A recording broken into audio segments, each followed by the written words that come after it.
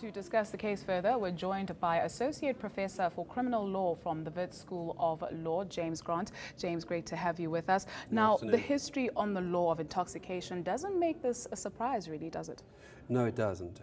When you look back into the history of our law in respect of intoxication, you'd note that there was a massive departure from what is the popular approach to intoxication that most people regard it as something which you shouldn't be able to to rely on as a defense. This was the case in our law until 1981. In 1981, our appellate division, following a principled approach that it had started back in 1962, pushed that principled approach through to dealing with the question of intoxication. And what it was confronted with was a situation where a man had been driving his car intoxicated, there were people in the road. He honestly but mistakenly believed that they would move out of the road because he was intoxicated. And he knocked into 5 of them and injured them. He was charged with attempted murder. Now, attempted murder requires intention. And on the old law, up until that point, he could have been convicted of at least common assault, which also requires intention. The problem was, on the facts, he didn't really have intention.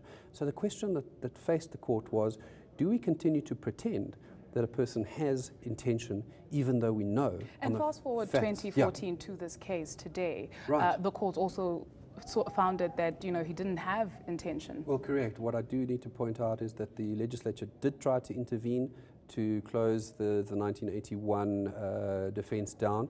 In 1988, they were unsuccessful, and so the law prevails that, in fact, if intoxication is the basis on which you do lack intention, it's a valid defense. Do you think this opens the floodgates for people facing similar charges to seek and, to appeal and get their judgments overturned? Not at all, because it's been the law since 1981. Indeed. Now, what recourse do the families have? Can they go back to the courts and say, well, we don't agree with this, so we're going to take this further? Absolutely. We must remember that this is the criminal trial. The families are entitled to bring a civil action for damages against the accused and Tshabalala, against Jub Jub and Tshabalala, and that will be through the civil courts. Effectively, they would have to establish that they suffered a loss, and that loss was caused negligently. And there's every indication that a civil court would find that there was negligence here. Is it abnormal from 25 years down now to 10 years, 2 of which have been suspended? No, not in response to a finding of unculpable homicide, and in particular vehicular culpable homicide.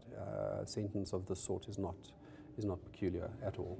James, thank you so much for coming through and helping us make sense of today's ruling. That was James Grant, Associate Professor for Criminal Law from the Wits School of Law.